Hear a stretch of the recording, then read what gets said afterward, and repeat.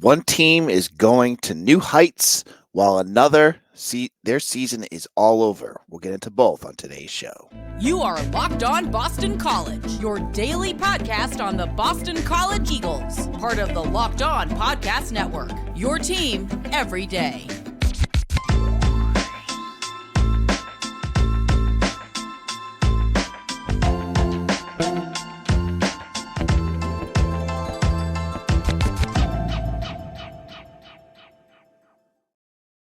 Hello and welcome. This is Locked On Boston College. I'm your host, AJ Black, editor of Eagle Insider, part of the 247 Network. These days, every new potential hire can feel like a high-stakes wager for your small business. That's why LinkedIn Jobs help you find the right people for your team faster and for free. Post your job for free at linkedin.com/lockedoncollege. Terms and conditions apply. So, highs and lows this weekend. We had the highest of the highs with hockey. Basketball season's coming to an end. We're going to talk about both games and get into the football scrimmage all in a jam-packed episode of today's Locked On BC. Let's kick it off with hockey. Let's get the good news in first because, man, things were flying this weekend for BC hockey as they are now the Hockey East tournament champions for the first time since 2012. Over 10 years. I can't believe it's been that long. It's the last time they won the Hockey East tournament. Johnny Gaudreau and Kevin Hayes were on this team, and they feel like they've been in the NHL forever. Well, this team was very 2012-esque in the way that they dominated their Friday night game against UMass and for most of the part, their game against BU. Now, let's kick it off with Friday's game. UMass, a team that BC has dominated for the last couple of years. BC has won 6 in a row against the Minutemen. You knew going into this game, UMass was going to be wanting this game bad. They are looking for that chance to snipe to beat a team that's obviously on a huge tear right now. And have to say the game started off on the wrong foot. UMass scores a goal pretty early on, takes a 1-0 lead. And you're starting to feel, oh God. When we had Hockey Blogger on, he was saying it just takes one game in a tournament series for a team to get caught off guard and things can go sideways. Well, things did not go sideways. Thank goodness. Because a couple of minutes later, BC ties it. And then BC scores 8 goals in this game. They were all over the Minutemen. This was an embarrassment for UMass. I mean, BC just punched them in the face over and over and just showcased how dominant this program actually was and at what level they are compared to a team like UMass, who, no offense, I mean, UMass is a tournament team. They were the last team in for the college hockey tournament, and they still didn't look like they even belonged on the same court as the same ice rink as BC. As BC wins 8-1. And second game, this is the game everyone had circled on their calendars. BC and BU, number 1 versus number 2, and you knew the Garden was going to be rocking, and it absolutely was. You knew that both teams were going to play their butts off in this game, and they absolutely did. But there was one kid. I could call him a man because he's not a kid. I don't care if he's 18 or 19 years old. Took this game over by himself.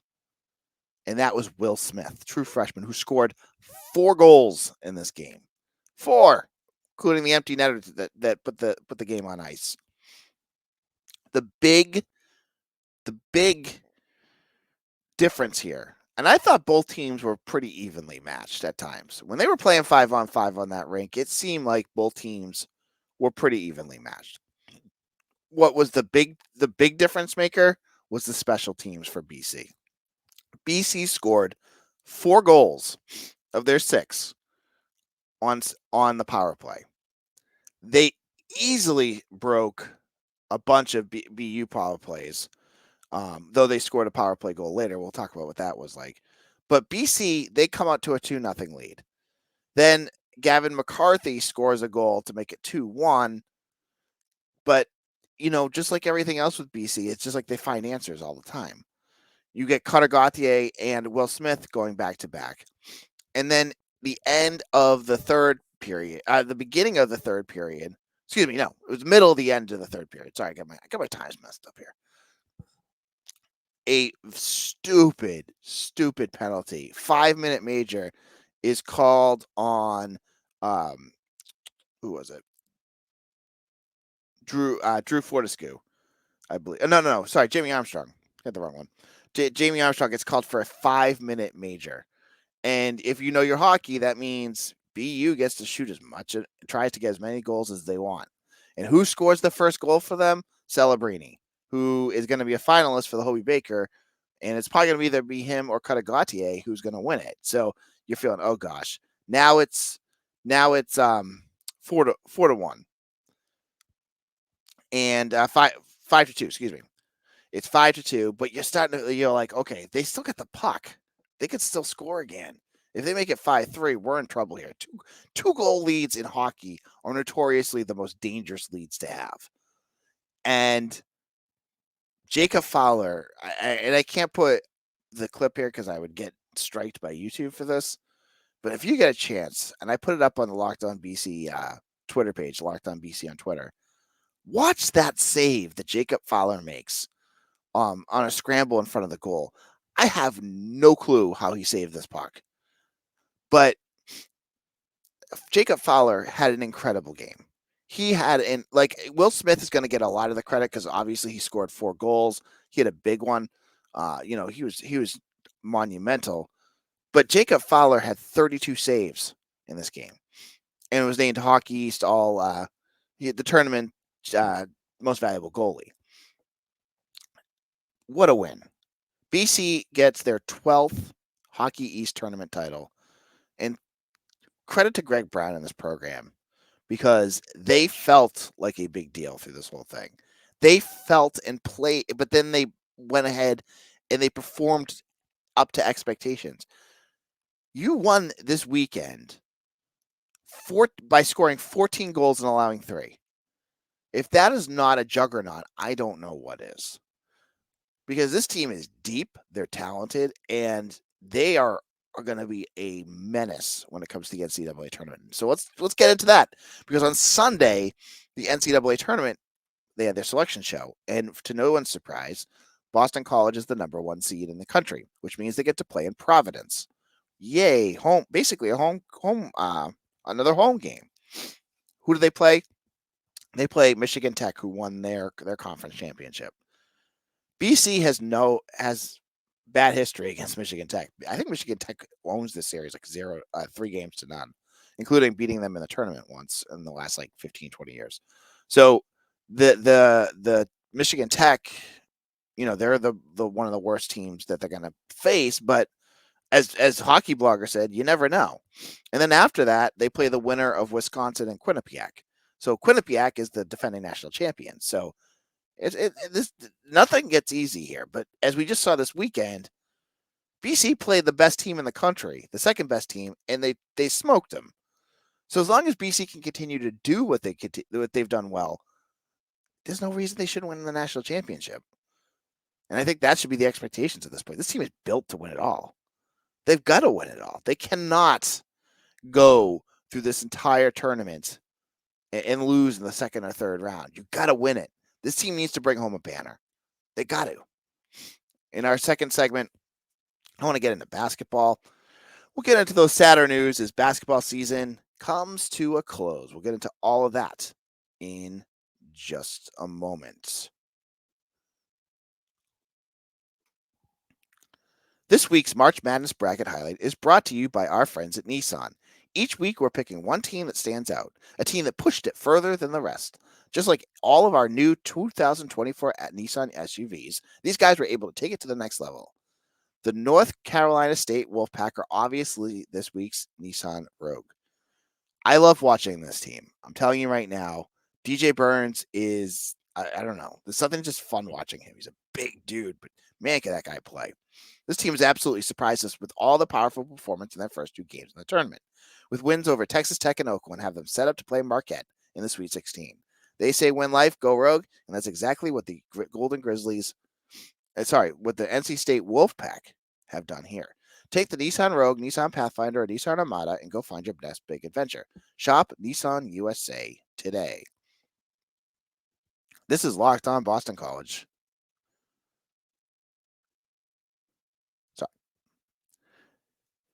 Sorry, this is Locked On Boston College. I'm your host, AJ Black. And on Sunday night, Boston College basketball had their second NIT game as they played in Las Vegas against the UNLV Rebels.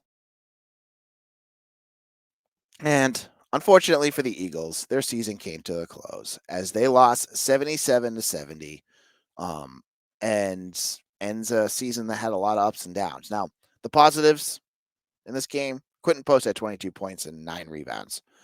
Devin McLaughlin looked great. Jaden Zachary, if this is his last game with the Eagles, we don't know.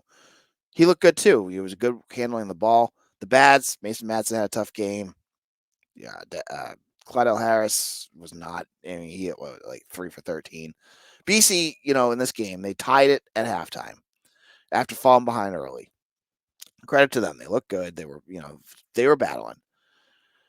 They go in the second half. The big issue that's popped up at times, the Rebels go on an 11-0 run and they take a 10-point lead, and that was it. Like BC, the one thing with Earl Grant that I hope he learns is that, yeah, it's fun to have a cardiac team that comes back from behind all the time, but it also is on the coaching staff to prevent these kinds of things from happening, and it happens every game. Every game it feels like BC falls behind and they have to play catch up. And it's tough. It's tough on your team when they have to battle back and claw back every single game. So they end up, there's some good shots at the end. I think Clydell Harris had a crazy 3-pointer, but they lose.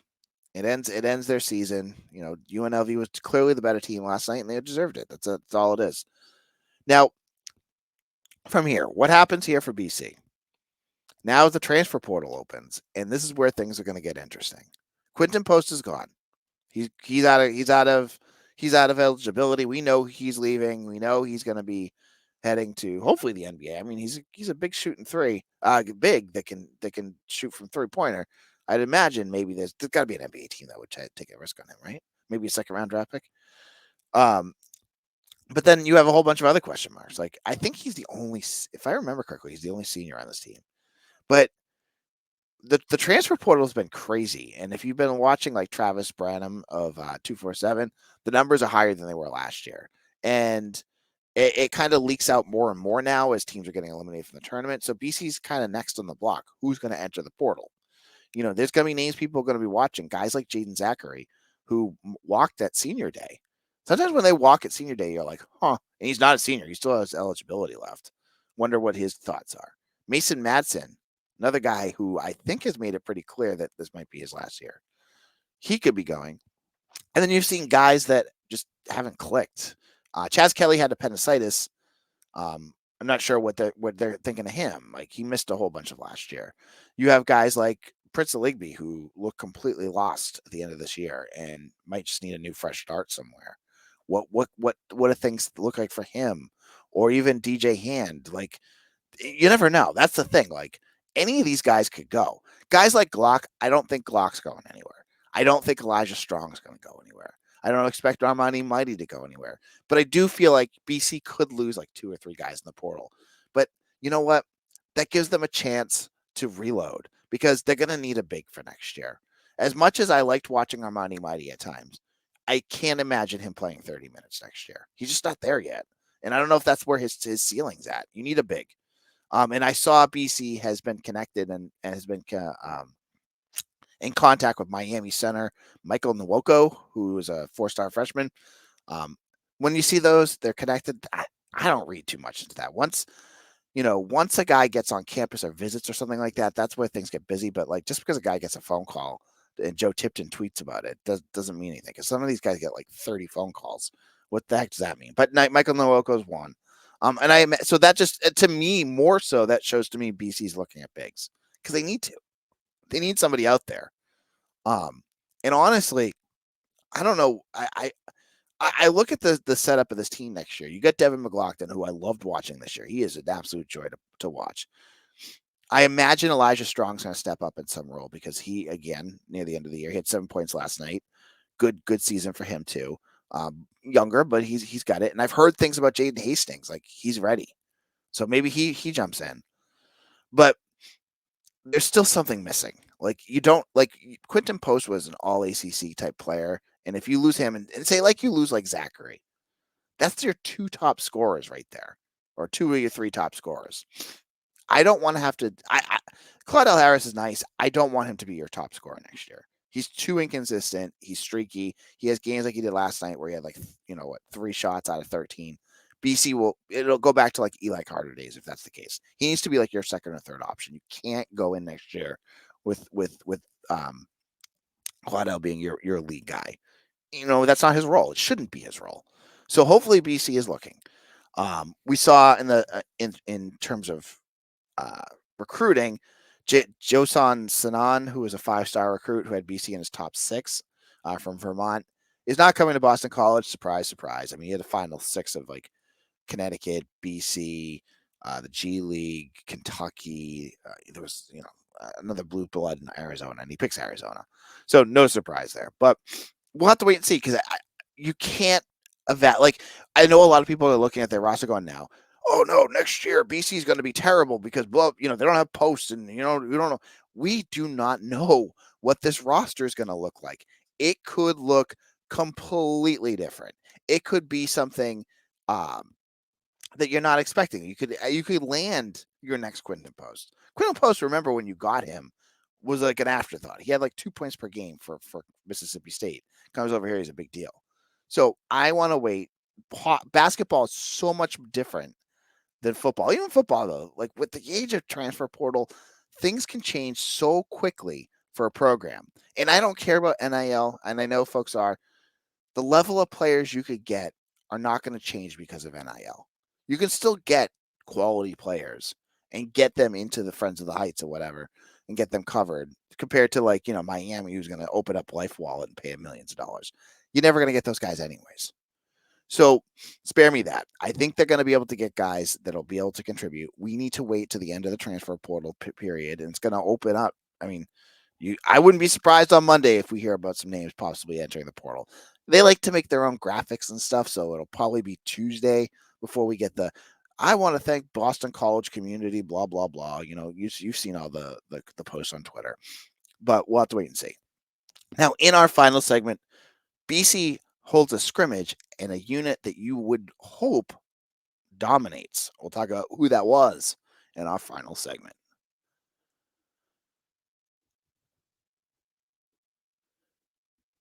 Say goodbye to busted brackets because FanDuel lets you bet on every game of the tournament. Whether you're betting on a big upset or a 1 seed, it's time to go dancing on America's #1 sportsbook. Maybe you're like my son. I let my son, my 5-year-old, make his first bracket. And he did it based off of what logo he liked best. And his bracket is completely messed because he had College of Charleston in the Final Four and he had Texas winning it all. He's done. And I can't let him on FanDuel. But I might be able to make some picks myself to help out on this situation. Whether you're betting on a big upset or a 1 seed, this is where you're going to go. I was using FanDuel this weekend I got a 5-way parlay that I hit on, just picking on the straight game winners. And, there was that second game, the second series of games, it was all chalk. And I felt pretty good. I got a good win there. So if you do it, new customers get $200 in bonus bets if your first $5 bet wins. That's $200 to use on point spreads, money lines. You can even pick who's going to win it all. Just visit FanDuel.com/lockedon and bet on college hoops until they cut down the net.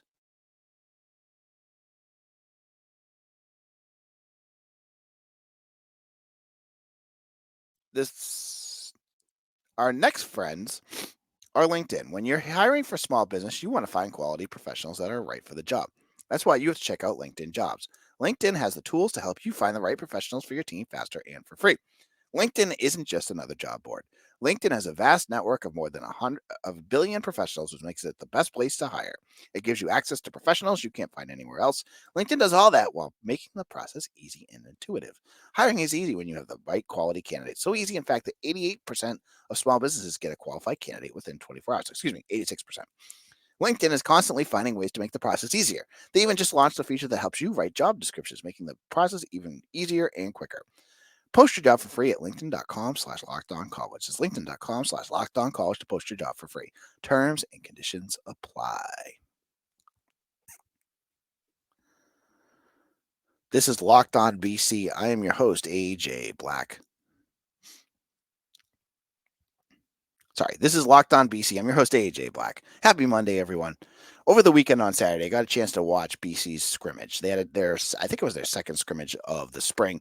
Another physical battle in Chestnut Hill in the Fish Field House, as it was disgustingly raw outside.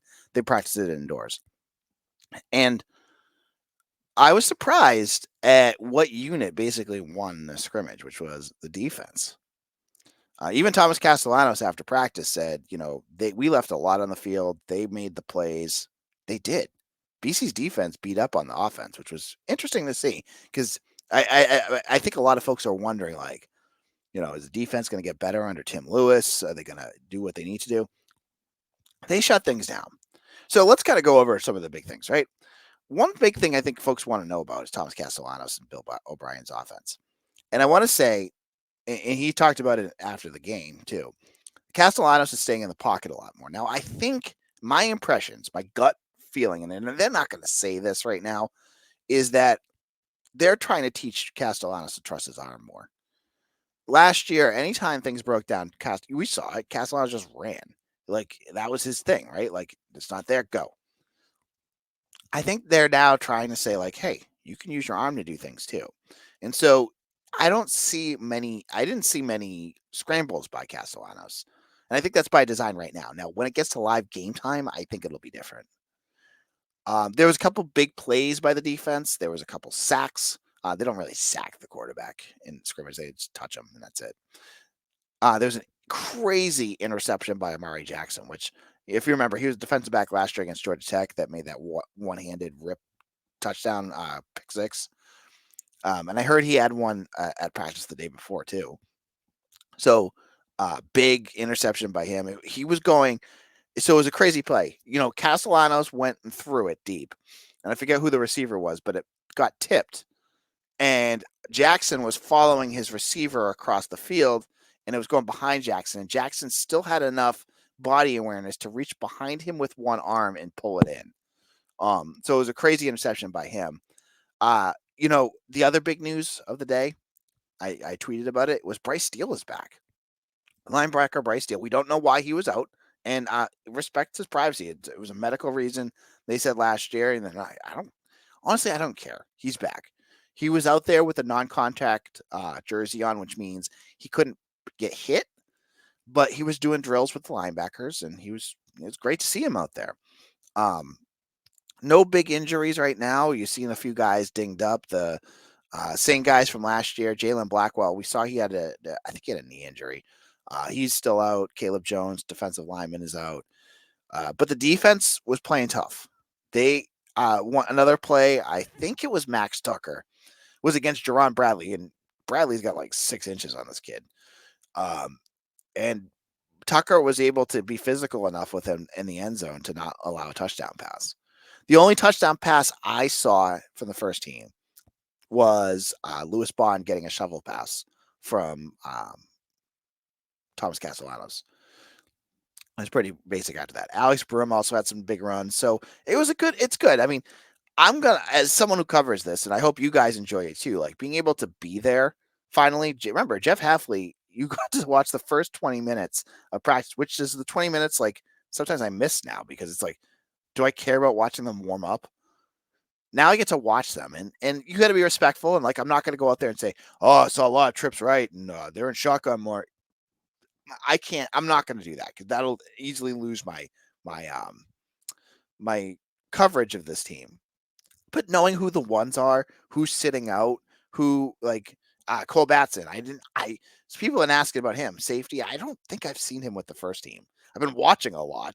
I've seen with the safeties, I've seen a lot more Jalen Cheek playing safety, which is new. So the access and be able to see all this stuff has been great. It's been great. And I'm so thankful that Bill O'Brien has kind of changed this because it makes it worth it going to practice when I can, because, I have other things going on. I can't get to every practice, but going to scrimmages and being able to be there every now and then. Summer I should be there a lot more. Love it. So hopefully you guys enjoy that too.